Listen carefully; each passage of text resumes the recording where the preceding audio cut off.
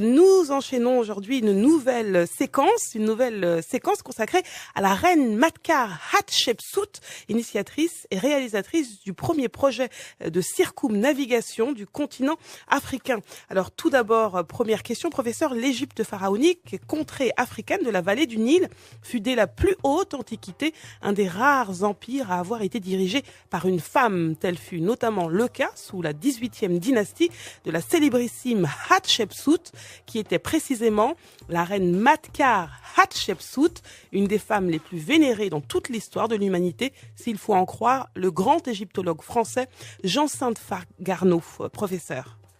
La reine Matkar Hatshepsut est une de ces femmes qui ont marqué de leur empreinte indélébile l'histoire de l'humanité.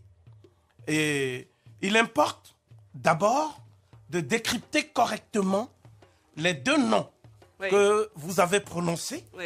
Matkar Hatshepsut. Les noms obéissent strictement à une codification classique de la titulature royale pharaonique. Par titulature royale pharaonique, nous entendons les 5 noms conventionnels, canoniques, portés par le pharaon dans l'exercice de sa charge royale. Il y a d'abord le nom qu'on appelle le nom d'Horus, parce que le pharaon est en fait le dépositaire du trône d'Horus, le trône occupé par Horus. Donc Horus est pharaon et pharaon est Horus. Il y a un deuxième nom qui est le nom d'Horus d'or, parce que c'est le nom de la résurrection du pharaon. Là, on est déjà dans l'au-delà, parce que l'or, c'est la chair des dieux, c'est-à-dire la marque de la résurrection stellaire et solaire. Ensuite, il y a le nom des 2 maîtresses, qu'on appelle en égyptien Nepti, qui est le nom porté par 2 déesses protectrices du pharaon. La déesse Nekbet et la déesse Djet, qu'on appelle Edjo, comme en Yoruba, qui est figuré par un serpent. Un serpent. Et puis, il y a le nom important, qui est celui de fils de Ra, que certains appellent le fils de Dieu, fils de Ra, Sarah en égyptien. Et puis, il y a le nom, le dernier, le nom de l'intronisation, qui est Nisut Biti, c'est-à-dire le roi du sud conquérant du nord. Et non pas, comme on dit souvent, le roi de Haute et de Basse Égypte. Parce que la Haute Égypte s'appelle Tachemou en égyptien. Mais quand vous dites, par exemple, Nessout, ça c'est celui qui vient du sud. Sout, c'est le sud. Donc il va conquérir le nord, qui est Biti, c'est-à-dire le pays des abeilles qui sont dans les marais et les marécages du delta. Donc, le premier nom, commençons par ce premier nom, Matkar, les égyptologues occidentaux traduisent ce nom par juste est le cas de Ré. Mais en réalité, c'est un nom d'initié africain qui est vocalisé sans aucun doute, on peut le dire maintenant, Mei Kara ou Maï Kara. Ce sont des noms qui sont portés au Soudan et au Tchad, au moment même où je vous parle, par les Sahara notamment, et par les peuples qu'on appelle effectivement les Chilouks du Soudan. Les Sahara, c'est au Tchad. Donc, ce nom signifie en fait, non pas juste est le cas de Ré, mais la déesse Maat est l'incarnation du cas du dieu Ra. Cette traduction que je propose ici, sur votre antenne, pour la première fois, seule peut rendre compte de la naissance théogamique de la reine, comme nous le verrons plus loin. La naissance théogamique, c'est quoi? Ça veut dire que le Dieu est censé s'unir avec la mère, c'est-à-dire une femme qui vit sur terre. Le Dieu Amon s'unit avec la mère. Mais comment le Dieu Amon peut s'unir avec une femme qui vit sur terre? C'est un mystère, et qui est au cœur aussi de la naissance miraculeuse attribuée à Jésus-Christ. Donc je vais élucider ça aujourd'hui à travers les ans de Hatshepsut. Quant au nom Hatshepsut, qui était probablement vocalisé Ara-Chapasu ou Ara-Shekpesu, n'est-ce pas? C'est des noms qui sont portés en Haute-Égypte jusqu'à aujourd'hui et au Soudan. Ce nom signifie la première des nobles dames, selon une traduction généralement admise en égyptologie, mais qui n'a de sens que dans le contexte rituelique négro-africain. Et comme je vais le préciser maintenant, ce n'est pas seulement la première des nobles dames, c'est en fait l'initié qui préside le cortège processionnel des nobles dames. Et c'est à l'occasion d'une fête particulière, une cérémonie particulière qu'on appelle la fête d'Amon-Dopet dans la tradition pharaonique. Je ne peux pas m'étendre sur toutes ces données, mais ce que je puis dire, c'est que de telles processions se déroulaient exclusivement à Thèbes et plus précisément dans le sanctuaire d'Ipet-Sout, c'est-à-dire Karnak, où se trouve, nous l'avions déjà vu dans une séance précédente, le fameux temple d'Amon, du dieu Amon, qui est le lieu par excellence de culte de la race noire. Nous en déduisons donc que la reine était une initiée supérieure et que, d'après nos informations, entre l'âge au moment où elle est née, oui, jusqu'à l'âge de 8 ans, elle était, si vous voulez, prise en charge par une autre initiée de haut rang qui était également sa nourrice, un peu comme Nephthys, c'est-à-dire Nabintou, était la nourrice d'Horus, c'est-à-dire Yoro. Donc, cette nourrice s'appelait Satré. Alors, que signifie Satré? Ça veut dire la fille de Ré. Donc, cette nourrice a initié la jeune princesse.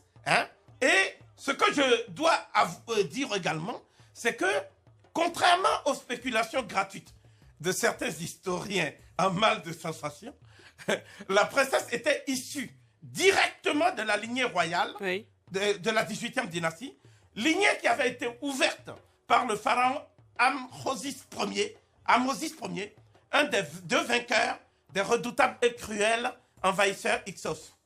La future reine était donc née de l'union entre un pharaon très humble et pieux. Sa piété était de notoriété publique. Il s'agit du pharaon Thoutmôsis Ier et sa généreuse et gracieuse épouse, la reine Ahmès.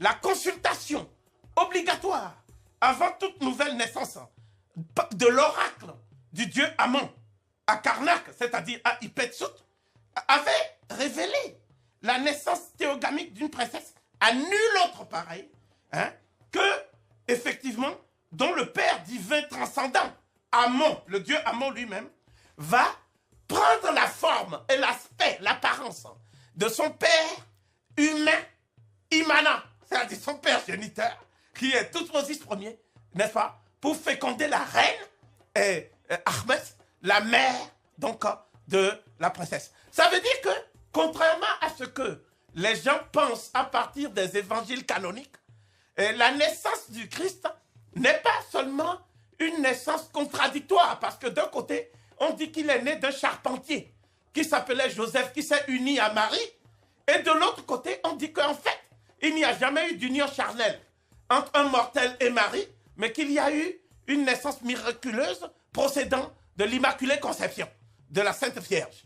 Et cette ambiguïté est résolue par le rite de la théogamie pharaonique, parce qu'en Égypte, il n'y a pas deux natures, une nature humaine et une nature divine.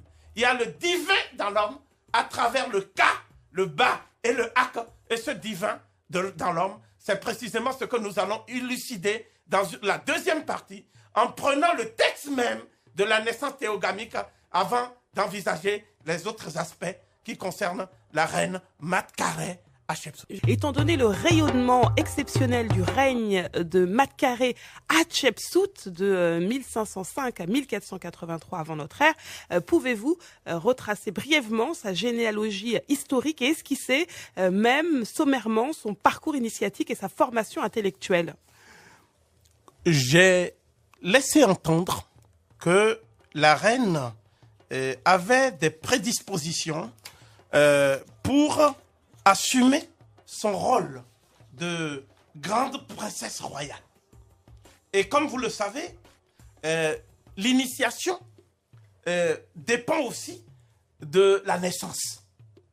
Et la naissance théogamique, je vais juste citer un petit extrait avant de donner un aperçu de son parcours, oui, hein, initiatique et intellectuel.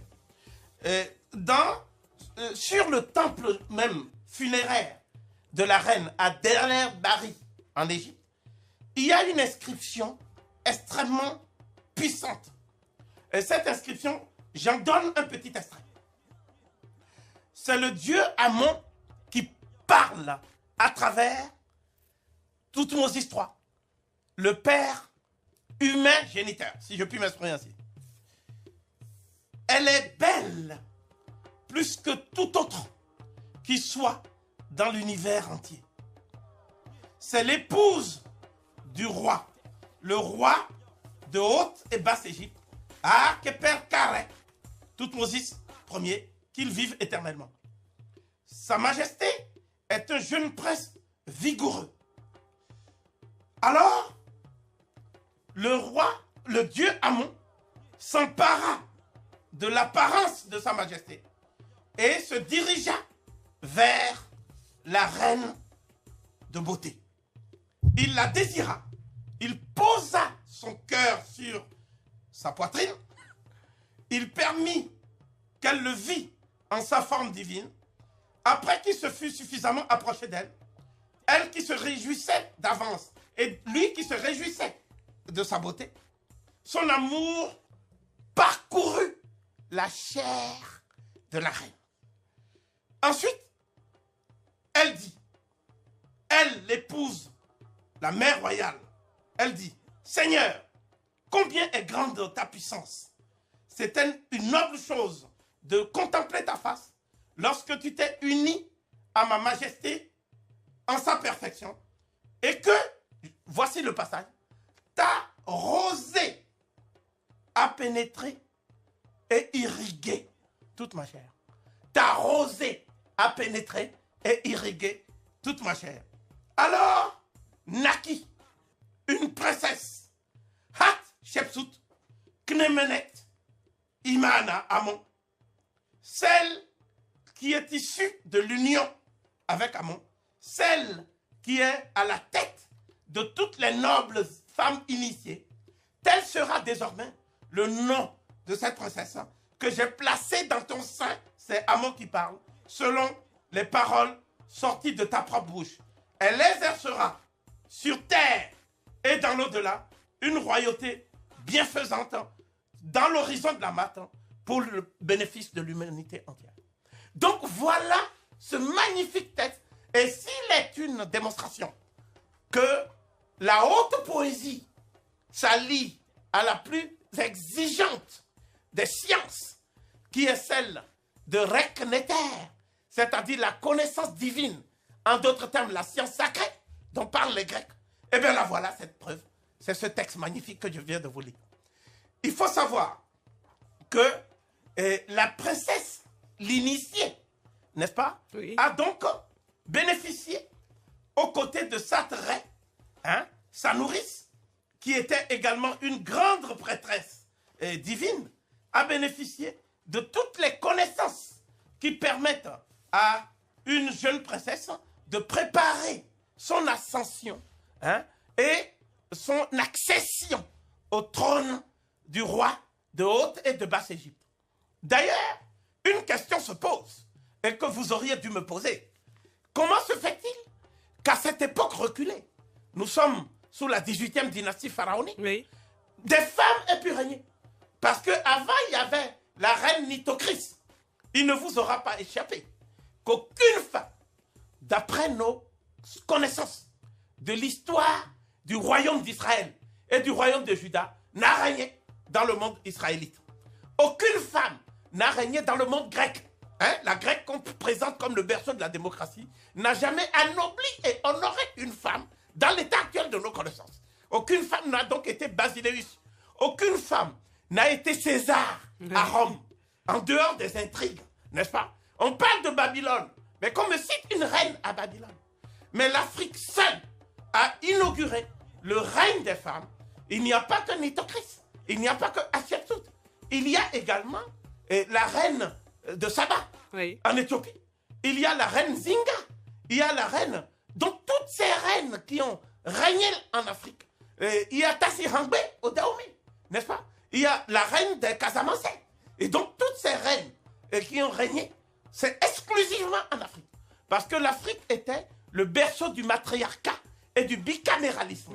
Le matriarcat étant l'état institutionnel qui permet de partir de la filiation utérine pour entrevoir la codification du pouvoir juridique, du pouvoir politique, du pouvoir même intellectuel, n'est-ce pas? Et on est donc obligé de supposer, à la lumière de l'exemple de la reine Hatshepsut, qu'il y a eu une véritable régression statutaire de la femme noire qui a perdu ses droits dans l'Antiquité au fur et à mesure que la civilisation nègre égypto-nubienne déclinait dans l'histoire. Donc, en tant qu'initiée, elle était en fait ce qu'on appelle la maîtresse du rituel et la reine des cérémonies, c'est-à-dire toutes les cérémonies ritueliques qui étaient initiées sous l'autorité de Pharaon. Et elle deviendra elle-même Pharaon, n'est-ce pas? Eh bien, toutes ces cérémonies étaient coordonnées par la reine Hatshepsut quand elle avait seulement 19 ans. Vous voyez? Donc, elle était presque au niveau du grand prêtre d'Amon de Karnak. Le pharaon lui-même n'étant pas un chef d'État ni un despote, à plus forte raison, comme l'insinue la Bible hébraïque, dans un contexte, il est vrai, polémique. Le pharaon était, en tout cas, le premier prêtre du pays qui avait pour fonction d'assurer la maat, c'est-à-dire la justice, l'équité, la transparence, tout cela au service et au bénéfice du troupeau de raies, c'est-à-dire de l'humanité entière. Et la pharaon était également experte dans le domaine des beaux-arts. Et nous verrons tout ce qu'elle a pu faire comme sculpture. Oh, c'était magnifique. Elle était également experte en ingénierie. C'était, en fait, son ingéniosité a éclaté quand elle avait l'âge de 9 ans déjà. Et donc, sa mère s'inquiétait. La reine Armès s'inquiétait qu'une femme puisse avoir tant de prédispositions pour l'innovation en matière d'ingénierie. Elle était également une de celles qui ont eu l'idée du premier lac artificiel jamais conçu au moment où il y a eu le débordement des crues du Nil à partir de la 3e cataracte. C'est elle qui, effectivement, a aidé les gens à voir comment on peut détourner le Nil pour faire un lac en plein désert. Lac dans lequel on va mettre des poissons, des espèces qui vont se reproduire, etc.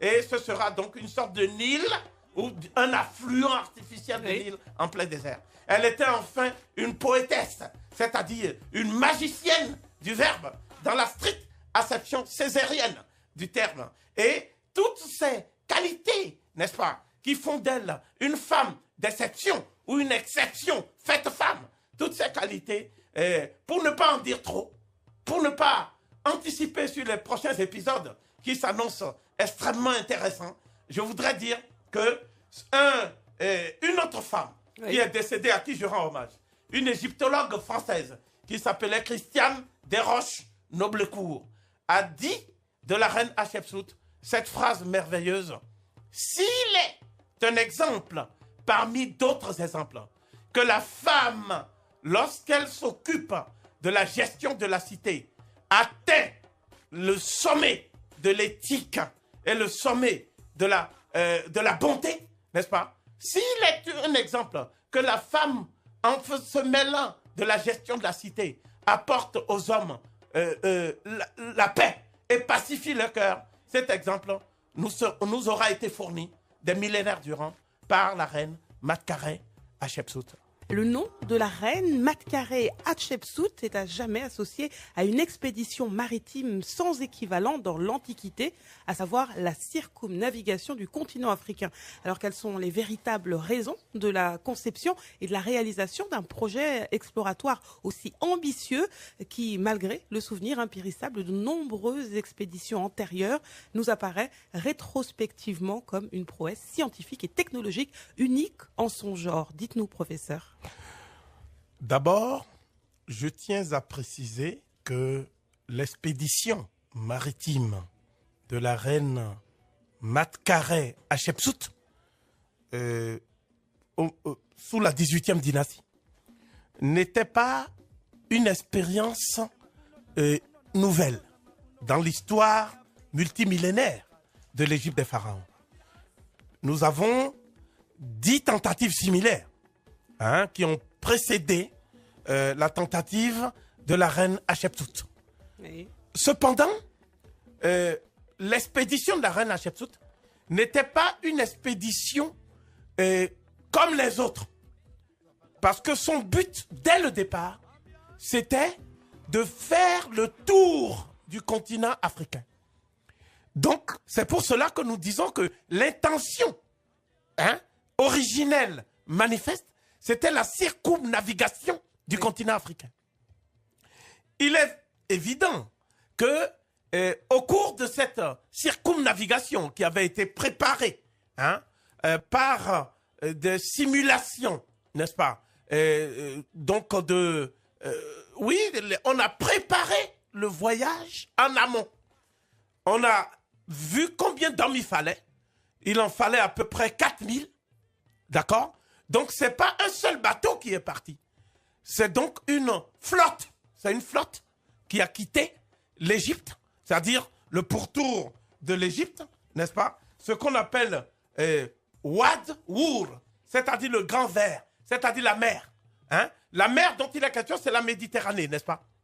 Donc, ça veut dire que l'expédition est partie, selon toute vraisemblance, du delta du Nil. Nous savons également que le delta du Nil, en tant que terre ferme habitable, n'existait pas avant le pharaon Narmer. Donc, ce sont les Égyptiens qui ont arraché cette bande de terre à la mer pour rendre cela habitable. Donc, quand nous parlons de la Basse-Égypte, cela exclut le delta pour la période pré-dynastique et pour la période proto-dynastique. C'est seulement à partir de Narmer, donc en 3300 avant notre ère, qu'on peut parler légitimement de l'existence du delta. Quoi qu'il en soit, cette expédition avait pour but d'aller vers un territoire particulier. Et c'est là où les égyptologues se perdent en échafaudage et en spéculation. Parce que ce territoire est appelé, dans la littérature égyptienne, le pays de Punta. Oui. Et le pays de Punta, le problème va se poser maintenant de savoir comment localiser le pays de Punta. C'est-à-dire que là où la reine Hatshepsut est censée partir, c'est quel endroit? Parce que si elle est partie, comme le disent la majorité des égyptologues, il n'est que de lire à ce sujet le dictionnaire de la civilisation égyptienne de Posner et de Yoyot. Qu'est-ce que nous constatons? On dit que c'est la Somalie qui est le pays de Punta. Je vais même plus loin. On dit que c'est la côte de l'Érythrée jusqu'à la Somalie. Pour les égyptologues les moins extravagants, et pour les plus extravagants, c'est l'Arabie. L'Arabie du Sud, qui est en fait le pays de Punta. Bon, alors s'il en est ainsi, et c'est la première thèse défendue par les égyptologues, nous y reviendrons, ça voudrait dire qu'on a mobilisé plusieurs bateaux juste pour aller à côté. C'est-à-dire, on est à Paris, on veut aller à Saint-Denis, et on mobilise tout un arsenal de bateaux. Ce n'est pas logique. Deuxièmement, ils oublient, les égyptologues, que les Égyptiens anciens, notamment sur les murs du temple, du palais de Der el-Bahri, de la reine Hatshepsut, les inscriptions hiéroglyphiques indiquent la distance. C'est ça qu'ils oublient. Et c'est notre argument à nous. Massif. La distance.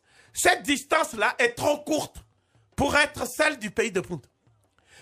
Troisième élément, ils oublient que le pays de Punta se situe dans une région que les Égyptiens appellent Tonéter. c'est-à-dire la terre du Dieu. Alors quand les Égyptiens parlent de la terre du Dieu, c'est de la pointe extrême du cap de Bonne-Espérance de l'Afrique du Sud jusqu'aux confins méridionaux du Soudan, c'est-à-dire la région d'Endurman. Donc la RDC actuelle faisait partie de la terre du Dieu. Hein? L'Ouganda, hein? Toutes ces régions, l'Afrique du Sud, c'est là où l'homme est né.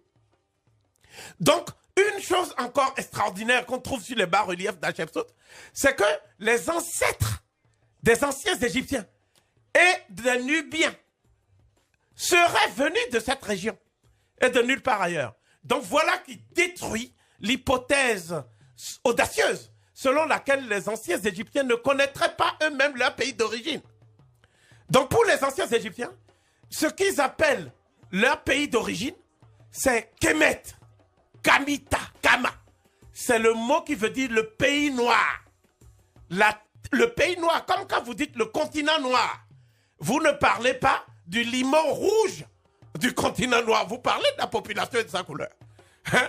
Mais quand vous dites le pays noir, Black Land, selon Gardiner, dans Egyptian Grammar, c'est notre Bible, des égyptologues, eh bien, il y a le déterminatif de l'homme et de la femme et les trois traits du pluriel dans la graphie. Cela voudrait donc dire les noirs.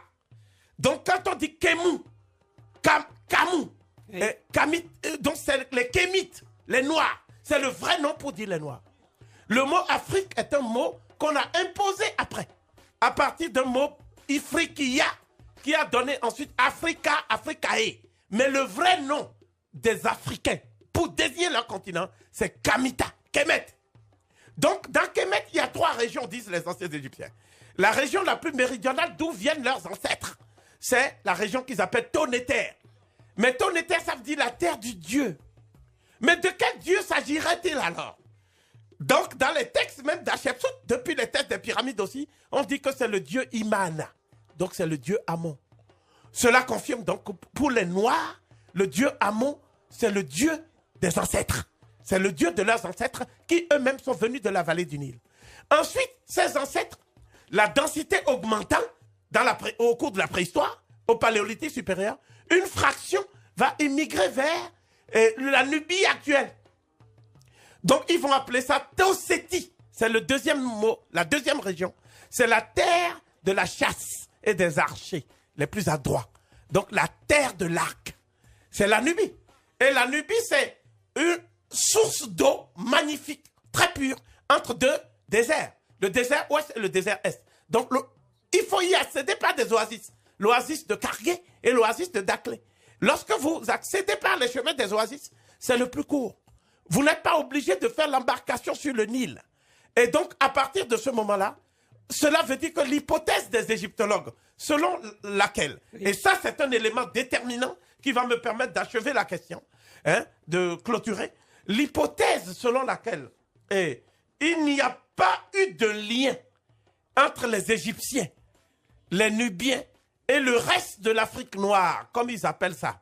Hein? Ils appellent ça le pays des nègres vrais, true negro, c'est-à-dire les vrais nègres. Comme si les autres étaient faux. Hein? Donc ce pays des vrais nègres, ils ont donc décrété, l'égyptologie a décrété, qu'il n'y a pas de relation précoce, directe et prolongée entre la vallée du Nil égypto-nubienne et le reste de l'Afrique intérieure, c'est-à-dire la région des Grands Lacs y compris. On y a vu même la conséquence de l'étanchéité des verrous de cataracte du Nil qui seraient des barrières physiques naturelles. Et on a déduit que ce chemin était infranchissable jusqu'aux zones les plus méridionales du continent africain. Sur cette base fragile, on a conjecturé qu'il existe deux vallées du Nil en fait, qui ne se fréquentent pas, n'est-ce pas, qui ne se connaissent pas, hein, qui ne s'interpénètrent pas. L'une noire et frustre, qui est donc le domaine par excellence des nègres vrais, n'est-ce pas? Et l'autre qui est civilisé, etc. Parce que c'est un accident géographique en Afrique, qui est donc la vallée du Nil égypto-nubienne. Donc, comment peut-on détruire ces arguments? Il n'y a que deux manières de le faire. Le premier, c'est de faire l'inventaire des fouilles archéologiques, de prendre les témoignages des auteurs classiques de l'Antiquité, de collationner et d'étudier, décrypter les traditions égyptiennes orales méconnues. Et à partir de là, il y a un savant sénégalais l'égyptologue Babacar Sall, qui est l'auteur d'un ouvrage que je ne saurais trop vous recommander, Racines éthiopiennes de l'Égypte ancienne. Le professeur Sall rétablit, à partir de ses sources pluridisciplinaires, il rétablit ce qu'il appelle l'ancrage irréversible de l'Égypte dans l'Éthiopie, depuis la région des Grands Lacs africains. Ça veut dire que pour le professeur Sall, Oui. la civilisation pharaonique proprement dite, ainsi que le foyer maghrébin, saharo-maghrébin, tous ces complexes civilisationnels sont issus de la matrice éthiopienne, c'est-à-dire depuis la région des Grands Lacs, c'est-à-dire l'émergence, l'épanouissement et l'expansion des industries préhistoriques nubio-soudanaises et depuis le early Khartoum, c'est-à-dire le Khartoum ancien, en passant par les autres industries qui sont encore plus anciennes, qui relèvent du paléolithique. Donc ça veut dire, et je vais terminer par là, que le document de la reine Hatshepsut est une preuve philologique et épigraphique supplémentaire, un texte qui vient donc invalider les châteaux de cartes des égyptologues qui, de ce fait même, n'est-ce pas, s'écroulent sous nos yeux et rendent nécessaire, si vous voulez, la réforme de l'entendement de la science égyptologique. Et les grands savants qui s'y sont attelés, notamment le professeur Jean Leclan, le regretté professeur Leclan, secrétaire perpétuel de l'inscription de l'Académie des Belles-Lettres et professeur au Collège de France. Le professeur Jean Vercouter, qui a dirigé la mission archéologique française au Soudan et qui était à l'Institut d'égyptologie et de papyrologie de l'île 3. Et surtout, le plus grand d'entre eux certainement, qui est décédé d'un accident de voiture, le professeur Serge Sonran, grammairien réputé dans tout le monde égyptologique. Je crois qu'il faut associer la mémoire de ces grands savants qui étaient au colloque du Caire pour affronter Cheikh Anta Diop et qui ont dû renoncer aux thèses qu'ils défendaient parce que les thèses défendues par Cheikh Anta Diop et Obenga se sont avérées à l'examen absolument indestructibles sur le plan scientifique. Professeur, selon le regretté professeur au Collège de France Jean Leclan, l'expédition maritime de la reine Matkaré Hatshepsut aurait eu deux objectifs principaux, l'identification et l'exploration du fameux pays de Punt. Alors, s'agissant de la localisation géographique du pays de Punt, une controverse vive oppose entre les égyptologues, vous en parliez tout à l'heure, les égyptologues contemporains. Alors, quelles sont en définitive les thèses en présence, professeur ? Comme je vous l'ai dit tout à l'heure, il y avait deux thèses en présence. La première militait pour une localisation orientale du pays de Punt, donc plus précisément en direction de la mer Rouge, c'est-à-dire les côtes érythréennes notamment et somaliennes de la mer Rouge, et d'autres égyptologues qui ne voulaient pas même que le pays de Punt fût localisé en Afrique, ont estimé que c'était l'Arabie méridionale. Bien. Ça, c'est la première thèse. Elle a été défendue par des grands savants, Rochemontex. Elle a été défendue par Lepage Renouf. Elle a été défendue par Naville, Édouard Naville. Mais aujourd'hui, c'est Gödicke qui défend cette thèse avec des arguments que je vais m'efforcer de d'écorner. Deuxièmement, il y a une deuxième thèse, c'est celle de Cheikh Anta Diop et d'Obenga. Donc, dans Nation d'agriculture, Cheikh Anta Diop écrit que le pays de Punt se situe au cœur de la terre des dieux, ce que ne conteste aucun égyptologue, et que cette région, c'est près de l'Ouganda actuel. Et c'est pas loin non plus des sources du Nil. Donc, nous sommes aux sources du Nil, en fait. Donc, cette localisation, il y a deux manières simplement de savoir de quel côté penche la balance. Quand on pèse deux éléments, il faut voir de quel côté penche la balance. Alors, pour faire pencher la balance de manière décisive, le pays de Punt est décrit sur les bas-reliefs même de Der El Bahari par la reine Hatshepsut et ses scribes. Donc, voici l'environnement du pays de Punt. Écoutez bien.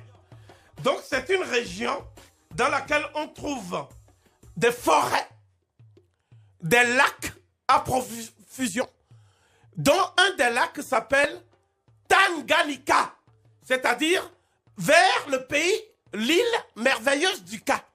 C'est même le titre du conte célèbre initiatique que les égyptologues appellent le conte du naufragé pour occulter le titre.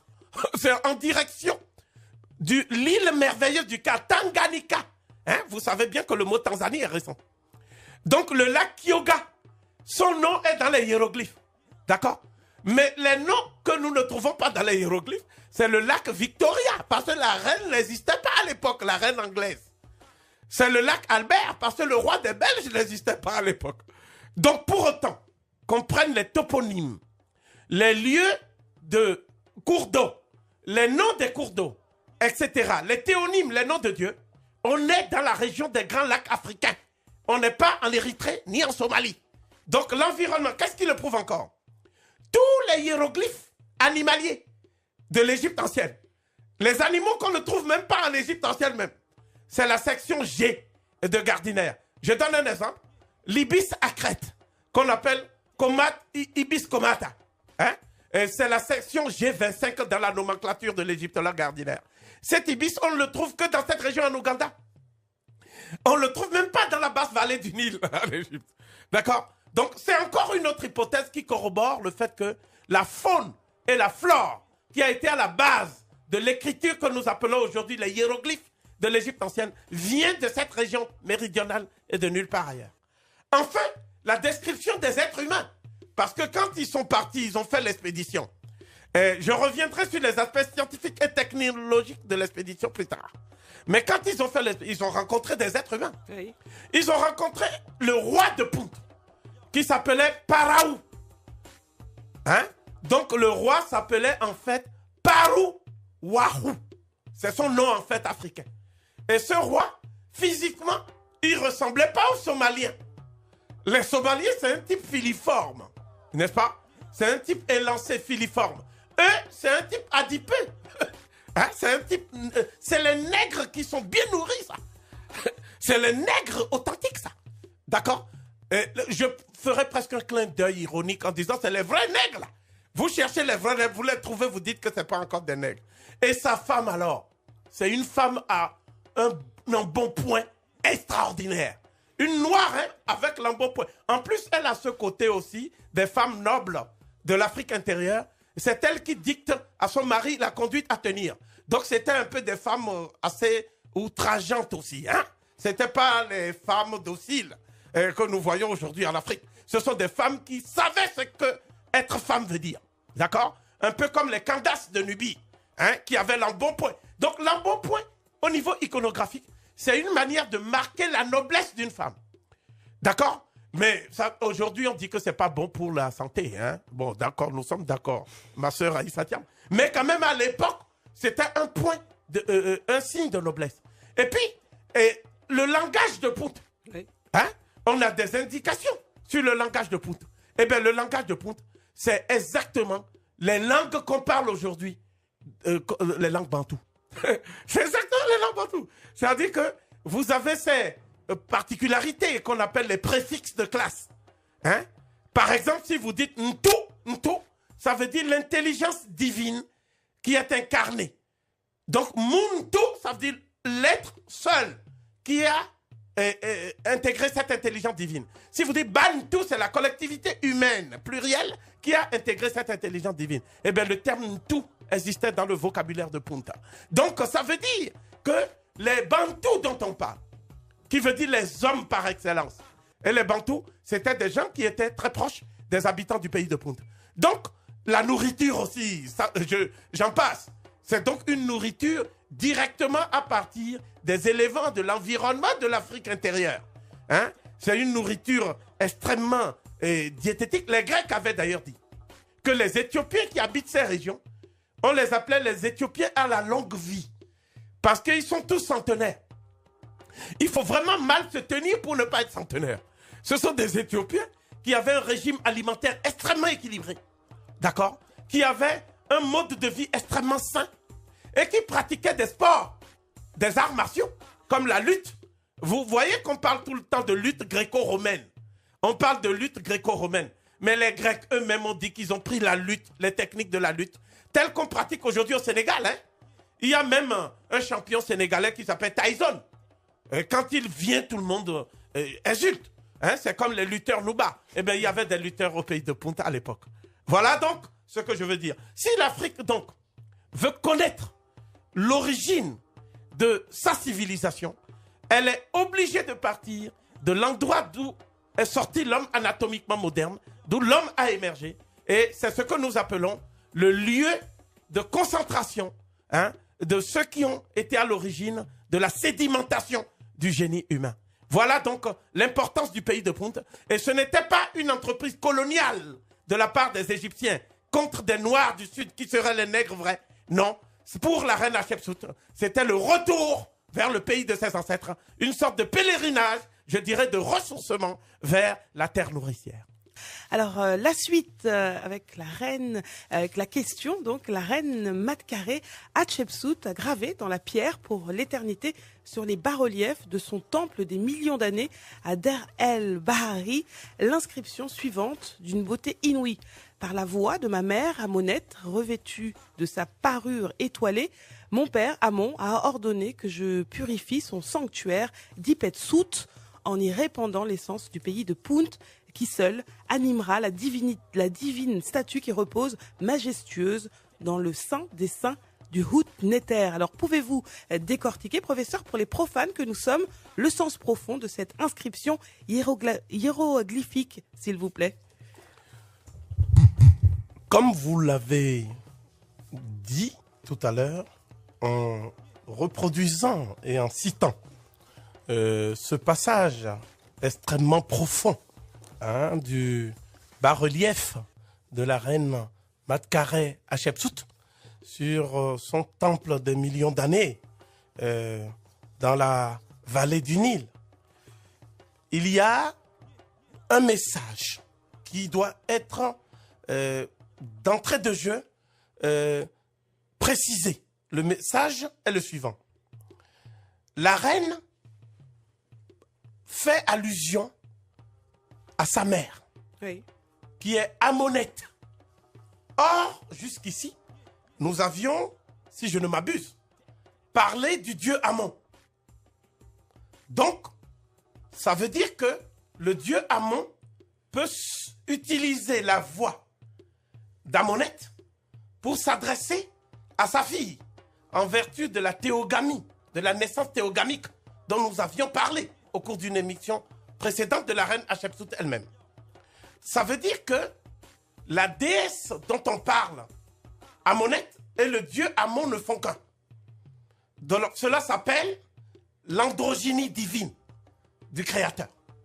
Donc il ne vous aura pas échappé, donc, par conséquent, si notre lecture est correcte, que le Créateur n'est pas seulement la figure du Père. Un peu comme on dit, Yahvé, c'est le Dieu le Père. Hein? Et dans l'optique de la Trinité chrétienne, on parle du Père, du Fils et du Saint-Esprit en omettant la mère. Eh bien, l'Égypte ancienne nommait pas la mère, puisque dans le Créateur lui-même coexistent le principe mâle et le principe femelle.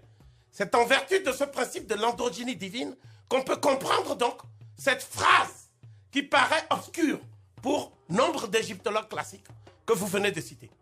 En deuxième lieu, on peut faire observer que la voix de Amonet, disons, porte injonction à Hatshepsut, qui est donc une initiée supérieure, de haut rang, d'aller chercher l'encens pour purifier le sanctuaire sacré et consacré qu'est le Hout-Neter. Le Hout-Neter en égyptien hiéroglyphique signifie le lieu où se manifeste le divin, où se dévoile le divin. Donc c'est le temple. C'est ce que les civilisations postérieures vont appeler le temple. Donc ça veut dire que c'est dans un temple. Donc on peut supposer a priori qu'il s'agit du temple dédié au créateur, Amon, n'est-ce pas? Qui lui-même a deux principes qui coexistent, comme nous l'avons vu. Si donc l'encens qu'on appelle en égyptien Sen-Neter, ça veut dire le fluide du Dieu, le parfum délicat du Dieu, c'est ça l'encens. Quelle meilleure définition on peut trouver pour l'encens? Et donc l'encens, c'est pas n'importe quel encens. On pouvait trouver de l'encens un peu plus bas dans la vallée, en descendant du côté de Irtet, du côté de Setout, ou plus loin, au pays de Yam, le pays de Yam étant la Centrafrique actuelle. C'est-à-dire ce qu'on appelle aujourd'hui, on appelait avant, pardon, à l'époque de la colonisation, l'Ubangui-Tchari.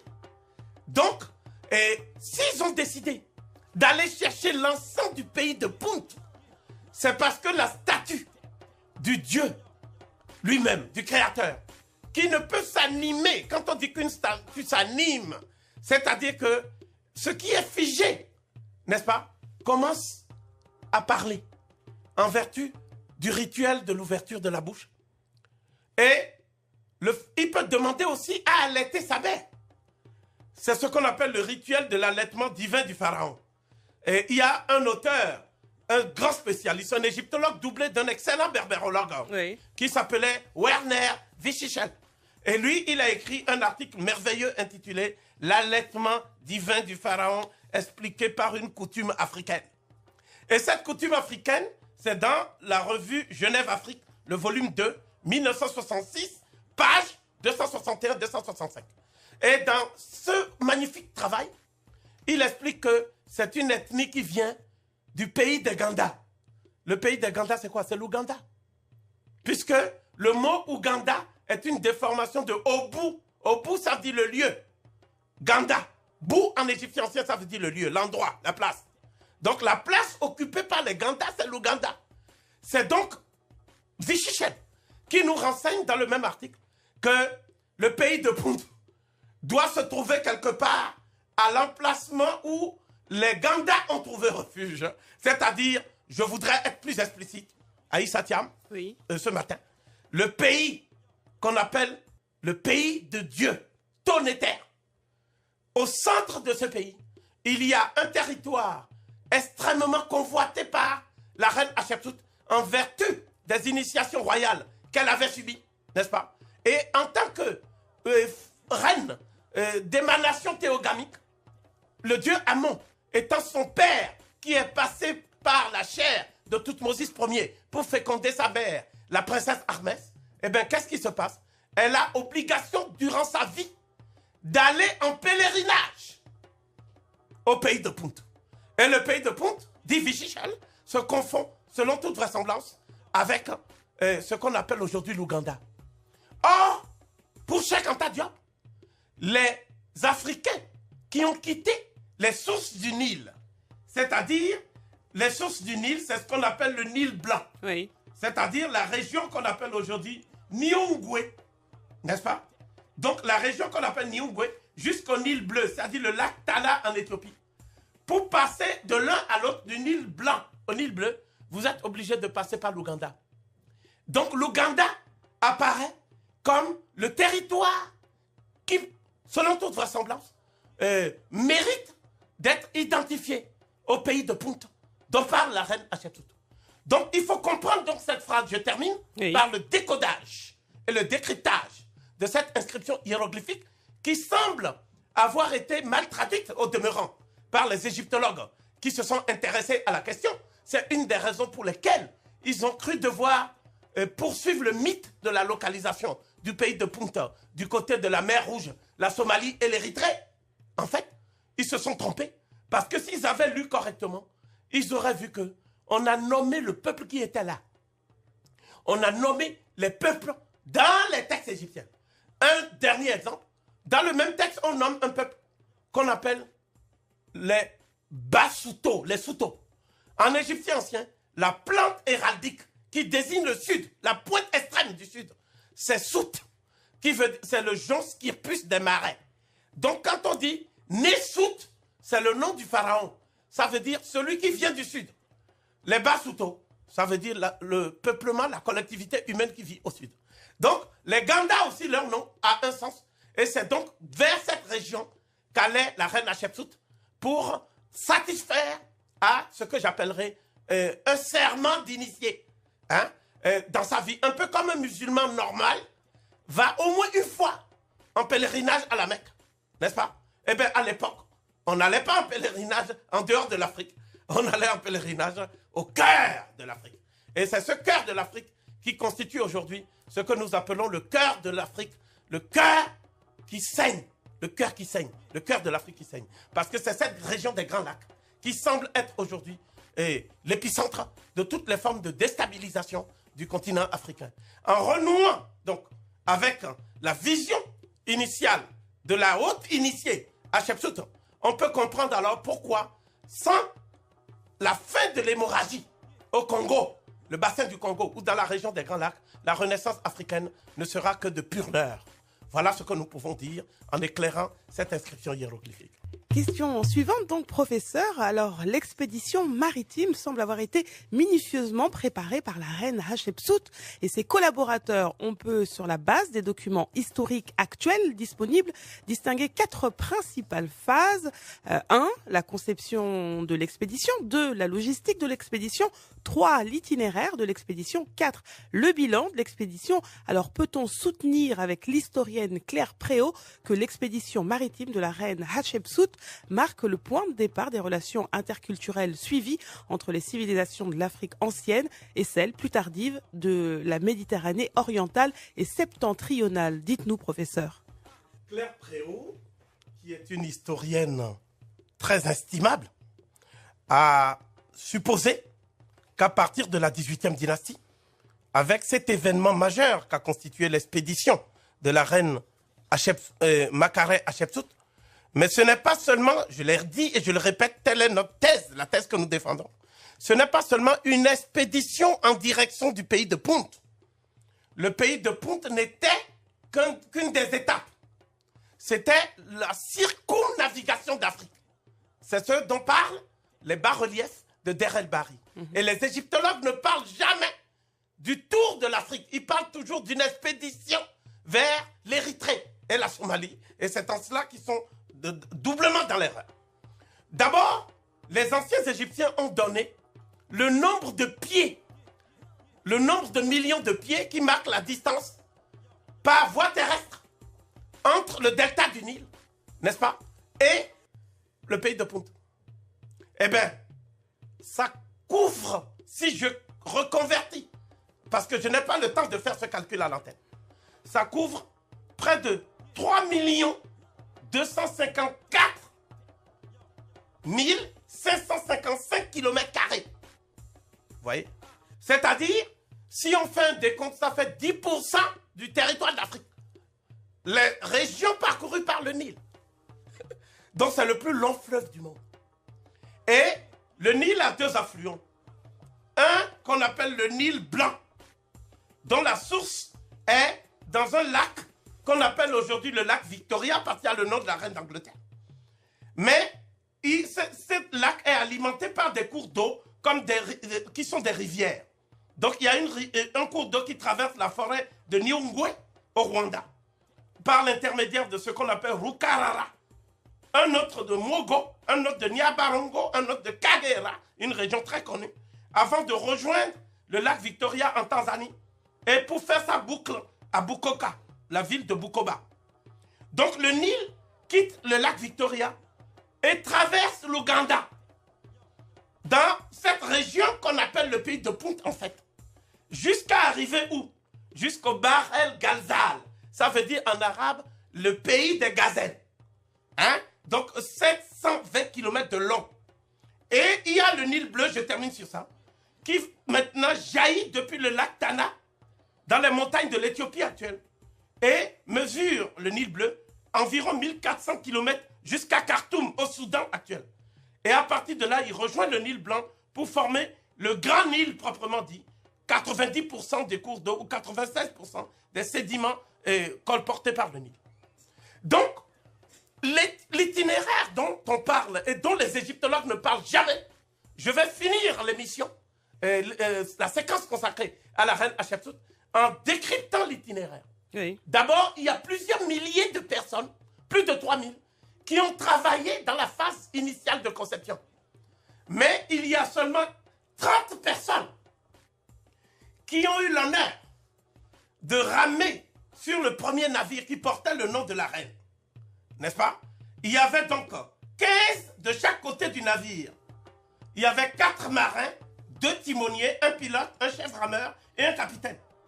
Et puis il y avait un petit détachement de soldats d'élite, 10 soldats en gros, dirigés par un officier, qui vont assurer la sécurité, qui vont sécuriser hein, le navire, le premier navire. Donc, l'expédition vers le pays de Punt ne va pas se passer par voie terrestre. Ils vont d'abord partir du delta, la pointe du delta vers Naucratis, là où les Grecs vont s'établir plus tard, pour aller vers l'Érythrée, par la mer. Et de l'Érythrée, ils vont descendre vers ce qu'on appelle la Tanzanie, la côte tanzanienne. Oui. De là, ils vont descendre vers l'Afrique du Sud, ce qu'on appelle la corne du bœuf. La terre de la corne du bœuf, c'est le terme égyptien. C'est quoi la terre de la corne du bœuf? C'est tout simplement le cap de Bonne-Espérance. Et de là, ils vont maintenant aller sur l'Ouganda. Et le pays de Punt, là, ils vont maintenant explorer le pays de Punt. Ils seront reçus par le roi et par la reine, qui est une femme stéatopige. On appelle stéatopige une femme qui a une déformation du globe fessier. Donc, qui est d'un embonpoint remarquable. Et ce n'est pas le type filiforme éthiopien que nous connaissons ou de la corne de l'Afrique. Et cette femme, c'est la vraie reine. Son mari, Parahu, ne fait que lui obéir, le roi. Donc, c'est le matriarcat intégral qui régnait au pays de Punt. Ils vont donc faire ce qu'on n'a pas fait avant les expéditions modernes. Par exemple, il y avait une guerre que Champollion a utilisé cette guerre pour aller faire... Non, c'est même pas lui, c'est une série de savants français qui sont partis explorer l'Égypte et qui ont créé les conditions de la naissance de l'égyptologie. Lorsque Champollion va déchiffrer les hiéroglyphes le 14 septembre 1822, Bonaparte aura été à l'origine d'une expédition où il y avait des savants qui ont étudié tous les aspects du pays. La géographie physique, la géographie humaine, les aspects liés à la civilisation, tous les aspects. Eh bien, la personne qui a inauguré ce qu'on appelle une expédition scientifique, au sens des modernes, au sens de Bonaparte, n'est-ce pas, et du général Dumas, eh bien, c'est tout simplement Hatshepsut. C'est la première fois, plusieurs millénaires avant l'expédition d'Égypte de Bonaparte.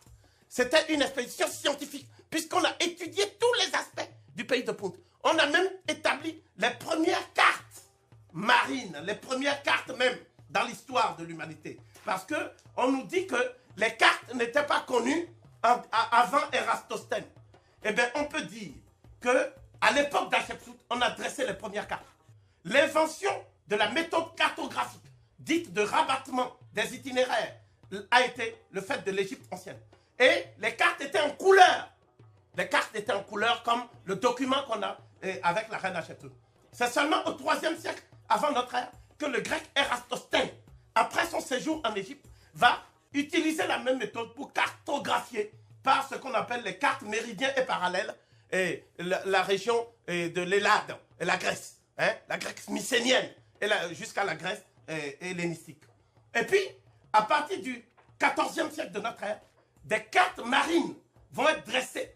Et c'est ce qu'on appelle les portulans, qui indiquent en fait les positions des ports, n'est-ce pas, et le contour des côtes, parce que ceux qui dressaient ces cartes étaient des gens qui faisaient du commerce, d'accord? Et puis, à partir du XVIe siècle, il y a un flamand, hein, un Belge, qui s'appelait Gerhard Kremer Mercator. Lui, il va inventer plusieurs systèmes de projection cartographique. Dans le système de projection du Mercator, n'est-ce pas, de Kremer, n'est-ce pas, eh bien, on va voir que les longitudes sont représentées par des droites parallèles équidistantes et que les degrés de latitude sont représentés par des droites parallèles perpendiculaires. De nos jours, c'est la même technique mise au point par Hatshepsut qui est utilisée par tous ceux qui font des grandes cartes, hein, en utilisant la photographie aérienne, en utilisant la photogrammétrie, en utilisant tous les procédés d'impression extrêmement sophistiqués qui font aujourd'hui que les cartes sont exactes au millième près. Donc, je vais m'arrêter là pour dire simplement qu'au cours de la prochaine séance, oui, je vais donc expliquer non seulement la première étape de l'expédition, document à l'appui, la deuxième étape de l'expédition, document à l'appui, la troisième étape, et puis le voyage du retour vers l'Égypte, qui fut un événement mondial dans l'histoire de la marine universelle. Et c'est le nom d'une femme, la reine Matkare Hatshepsut, qui sera attaché pour le meilleur et pour le pire à cet exploit maritime sans précédent dans l'histoire de l'humanité. Alors, quelles sont les principales étapes de ce périple mémorable au pays de Punt? Dites-nous tout, professeur. Je tiens à préciser qu'avant ce périple, il y a eu des tentatives. Ces tentatives ont abouti aussi à des relations à travers les bas-reliefs, etc. Sur les deux tentatives, la première, c'était sous la 5e dynastie. Donc de 2458 à 2446 avant notre ère. Et c'était sous le pharaon Sahouré qui a envoyé effectivement une expédition au pays de Punt. Il relate le fait dans son temple funéraire à Abou Sir. La deuxième tentative, c'est en l'an 8 du règne du pharaon Mentuhotep III, 11e dynastie. Donc 2009 avant notre ère, 1997 avant notre ère. Il a envoyé également une expédition au pays de Punt. Mais, évidemment, l'expédition la plus connue, qui, elle, a cette particularité qu'elle s'inscrivait dans le cadre d'un périple, d'un tour du continent africain, en fait. Et le pays de Punt n'étant qu'une étape, n'est-ce pas, comme nous l'avons vu précédemment. Et donc, la première chose, c'est que les bateaux, il y en avait 5. Il y avait 5 navires. Oui. Et ces bateaux, quand on les regarde bien, parce que ces bateaux ont été reproduits sur les bas-reliefs de la reine. Et il s'agit de la préfiguration de ce que nous appelons des caravelles, lesquelles caravelles ont permis à une série d'aventuriers, dont le plus célèbre s'appelait Christophe Colomb. C'est un Génois qui s'était mis au service de la couronne d'Espagne et on lui avait demandé d'aller en Inde actuelle, c'est-à-dire New Delhi. Et comme il ne maîtrisait pas les techniques de navigation à cette époque aussi tardive, n'est-ce pas, lesquelles techniques étaient déjà maîtrisées, n'est-ce pas, par les gens que la reine Hatshepsut avait envoyés des millénaires avant. Christophe Colomb ne les maîtrisait pas. Et c'est pour ça qu'il s'est retrouvé en Amérique. Et une fois en Amérique, il a cru toujours qu'il était en Inde. C'est pour ça qu'il a appelé les habitants les Indiens, n'est-ce pas? Donc, la maîtrise de cette technique était assurée par les Noirs dès la plus haute antiquité. Quoi qu'il en soit, il y avait, je l'ai dit, 30 rameurs. Mais il y avait plusieurs milliers de personnes qui, sur Terre, avaient préparé l'expédition des 5 caravelles avant la lettre, si je puis m'exprimer ainsi.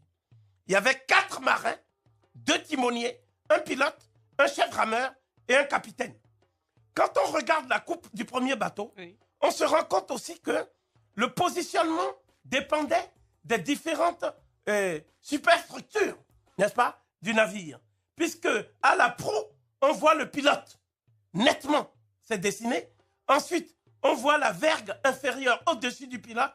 Plus haut encore, le voile rectangulaire.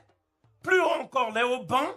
La vergue supérieure à l'avant, oui, c'est-à-dire la poupe, la plateforme, l'aviron et le cordage, tout le mécanisme du cordage.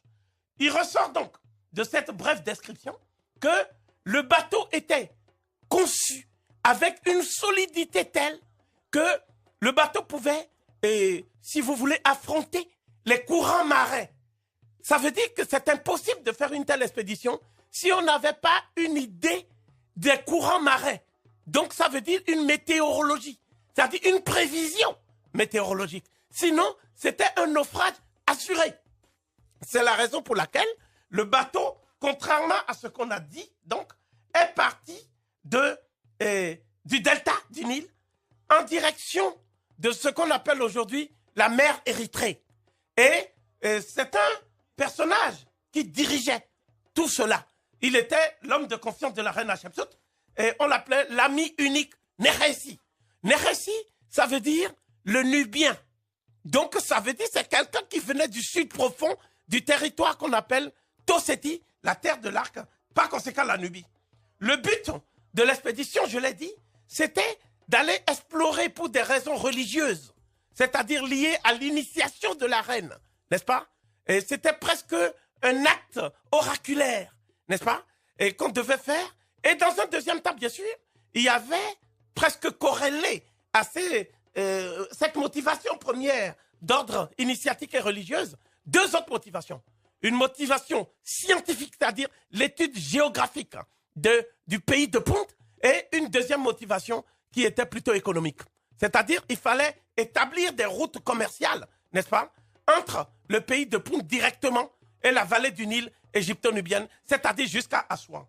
Je dis donc que la première étape fut de partir de cette région pour aller vers la mer Érythrée avec une focalisation sur ce qu'on appelle le Wadi Hammamat, c'est-à-dire qu'on ne s'est pas arrêté à la mer Rouge, mais la mer Rouge n'était qu'une étape. La deuxième, c'est quand on a quitté maintenant l'Érythrée pour descendre vers la région qu'on appelle la côte orientale de l'Afrique, un peu plus bas, c'est-à-dire juste en dessous du territoire qu'on appelle actuellement le Kenya, c'est-à-dire la côte de Mombasa. Ensuite, on a bifurqué par ce qu'on appelle la corne de taureau du sud, c'est-à-dire le cap de Bonne-Espérance. Et de là, on est arrivé maintenant dans la région qu'on appelle le pays de Punt, qui en aucun cas n'était donc dans la mer Rouge, à plus forte raison au Yémen, c'est-à-dire en Arabie, mais en Ouganda, sur le territoire que nous appelons aujourd'hui l'Ouganda. Les preuves de cela sont fournies par les animaux, les poissons qui ont été pêchés. Oui. Si donc c'était juste pour aller à la mer Rouge, on était obligé de suivre un cheminement par une simple barque. Ce ne serait pas de gros navires qui préfiguraient les caravelles. On n'avait pas besoin de ça. On pouvait déboucher directement sur la mer Rouge en passant de la pointe du Nil, c'est-à-dire la région est du Nil, qu'on appelle aujourd'hui Aksum, c'est-à-dire l'Éthiopie, pour aller directement à la mer Rouge. Donc voilà qui neutralise l'argument de Godike et des savants qui prétendent cela. Mais l'argument décisif, c'est ceci. Les poissons qu'on a trouvés, qui sont en fait les poissons des espèces marines et non pas nilotiques. Nous connaissons les poissons du Nil, n'est-ce pas? Nous connaissons les poissons du Nil. Mais là, il s'agit de gros poissons coffres. Il s'agissait d'espadons. Il s'agissait des raies, des crustacés. Et ces poissons-là, c'est dans la mer qu'on trouve. Donc cela rejoint l'hypothèse. Mais il y avait aussi les types d'animaux. Parce qu'en même temps, en regardant les animaux, on se rend compte qu'il y a des cercopithèques, c'est-à-dire des sortes de singes qu'on ne trouve jamais dans la mer Rouge.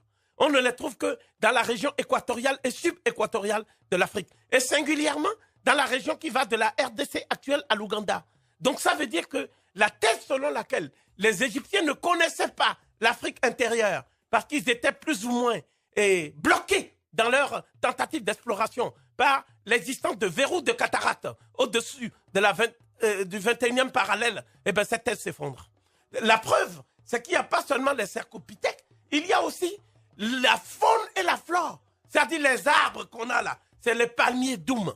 Les palmiers doum, on ne trouve pas ça vers la mer Rouge. C'est des palmiers typiquement africains, des sycomores sauvages qui faisaient 4 à 5 mètres. Vous vous rendez compte? Les sycomores et tout ça. Et puis, il y a des arbres typiques de la région qu'on appelle la région des Grands Lacs et qui sont donc exposés dans ce qu'on appelle la procession vers le pays de Punt.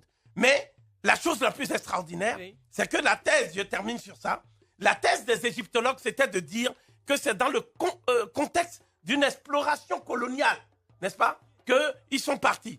Eh bien, ce qui empêche d'admettre cette hypothèse, c'est que quand on regarde la scène des bas-reliefs de Der el-Bahri, on voit que la délégation égyptienne qui descend au pays de Punt reçoit des cadeaux de bienvenue. Comme tous les pays africains, vous allez au Sénégal, en Casamance, on vous amène des cadeaux.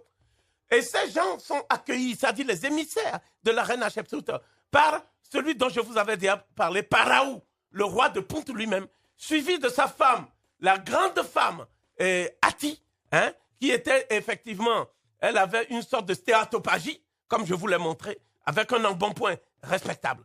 Derrière cette femme, il y avait d'autres personnes, mais une particularité qui confirme ce que j'ai dit. Vous savez bien que les Égyptiens ont exploré les sources du Nil et ont vu que des populations africaines habitaient sur pilotis, un peu comme le village lacustre de Ganvier. Eh bien, c'est sur ça qu'habitaient les gens du pays de Punt. C'était des bâtiments, des véritables maisons qui étaient sur pilotis, hein, et qui étaient sur des fleuves, n'est-ce pas, qui flottaient sur des fleuves depuis des millénaires. Et puis, dernière chose, l'ébène typique qu'on ne trouve que dans cette région, on ne trouve pas ça dans la mer Rouge. Et l'encens, tout ça, tout ce qui était utile aussi, l'encens notamment, les aromates, les huiles d'onguin, tout ça. Et aussi pour les femmes, hein, ce que nous appelons aujourd'hui, vous savez, la fameuse crème là, qu'on prend à partir des herbes de l'Afrique intérieure et que L'Oréal est en train de mettre, d'industrialiser actuellement. Tous ces faits montrent donc que c'est au cœur de l'Afrique que la reine Hatshepsut a localisé le pays de ses ancêtres les plus lointains.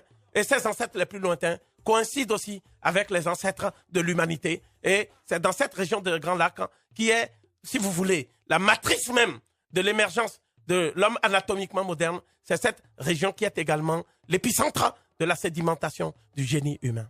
Alors, professeur, le règne fascinant et passionnant de la reine Matkare Hatshepsut, qui a duré de 1504 à 1483 avant notre ère, a mis en évidence avec éclat la place privilégiée de la femme dans l'Afrique ancienne. Alors, quelle était précisément la condition des femmes en Égypte pharaonique et en Nubie, professeur? La femme africaine représente le centre de gravité de la société depuis la structure pyramidale telle que vous la voyez. Au sommet, vous avez les Nétérous et les ancêtres. Au sommet de la pyramide. À l'extrémité de la base, côté gauche, vous avez la reine-mère et les femmes de la haute cour pharaonique. Et à l'autre bout, vous avez les officiantes, depuis l'épouse du Dieu jusqu'aux adoratrices divines. La société pharaonique, comme toutes les autres sociétés de l'Afrique noire, considérait que la filiation, pour être royale, devrait être nécessairement une filiation utérine. C'est-à-dire, c'est par la mère qu'on détermine qui est de la lignée royale. D'ailleurs, c'est la mère aussi, c'est-à-dire la femme qu'on trouve dans le monde des dieux. C'est la femme qui incarne la vérité et justice. C'est la déesse Maat. C'est la femme qui incarne le savoir, la connaissance divine. C'est la déesse Sechat. Et c'est la femme qui incarne la transmission dynastique du pouvoir à son fils. C'est la déesse Isis. Et s'agissant de la déesse Isis, c'est elle qui incarne aussi ce que nous appelons en pharaonique Moutnessu, c'est-à-dire la mère du roi, littéralement la reine-mère.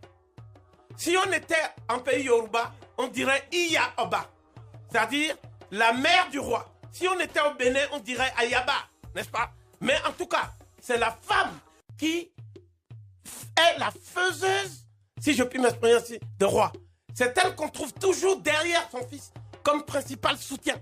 C'est ainsi que Isis est l'incarnation du siège. Son nom veut dire Aïsata, Aset, qui veut dire le siège, le trône. Et son fils Horus est le pharaon. Horus est pharaon et pharaon est Horus. Ça veut dire donc que ce sont les femmes qui sont à l'origine du pouvoir, qui sont les détentrices du pouvoir.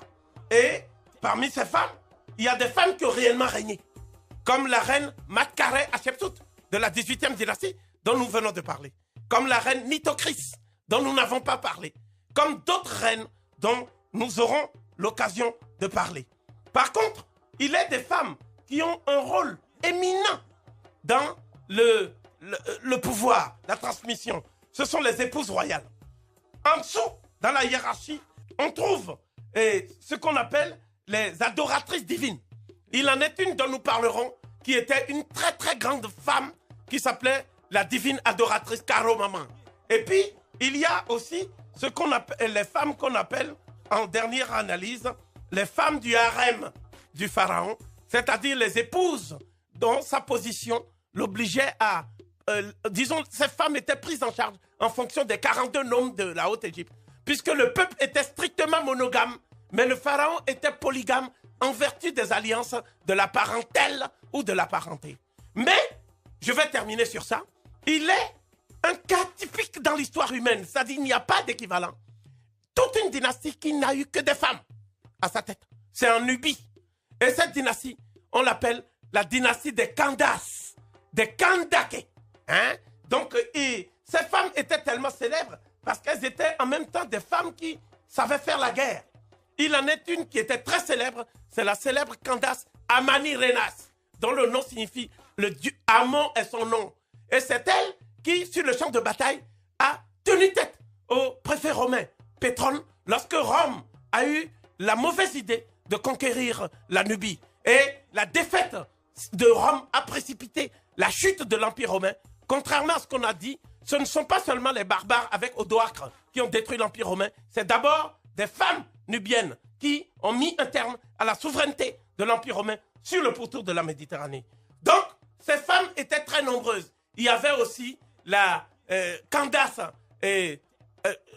Achadekete, la Candace Chaknete, etc. Donc, toutes ces Candaces, et vraisemblablement, il en est une qui est célèbre dans la Bible. C'est une Candace qui contrôlait finalement vers la fin non seulement la région qu'on appelle Aksum aujourd'hui, n'est-ce pas? Mais elle contrôlait aussi l'Arabie du Sud, c'est-à-dire la civilisation sabéenne, à laquelle elle a donné son nom. Elle s'appelait effectivement la reine de Saba. Et cette reine de Saba, on prétend qu'elle était l'épouse de Salomon et qu'elle a fait un enfant avec Salomon. Ceux qui ont dit ça, ce sont ceux qui ont lu un livre apologétique postérieur qu'on appelle Kabra Negast, c'est-à-dire la chronique des rois d'Aksum. Mais la réalité est celle-ci. C'est une femme qui n'a pas fait d'enfant à Salomon. C'est une femme qui était partie en visite diplomatique et qui a montré sa supériorité par rapport aux connaissances supposées attribuées à Salomon. Et celle-là, on l'appelle Makanda. Makanda, mais les autres l'appellent Makeda. Parce que si on vous demande quel est le vrai nom de la reine de Saba, tout le monde dit Makeda. Donc je voulais terminer en disant que c'est cette figure qui apparaît dans le chant d'amour par excellence de la Bible hébraïque qu'on appelle le Cantique des Cantiques, dont le premier, le verset dit ceci: Nigrasum et formosa. Hein? Je suis noire et belle, ô fille de Jérusalem, sous les tentes de Sénar. Ça veut dire qu'il y avait une égalité totale entre ce qu'on appelle la négrité et la beauté. Et cette beauté était une beauté intérieure, c'était la beauté de l'âme, la beauté dont les femmes ont le secret. Merci de nous avoir offert le dernier cours d'histoire de l'année 2015. On va se retrouver avec plaisir en 2016, professeur.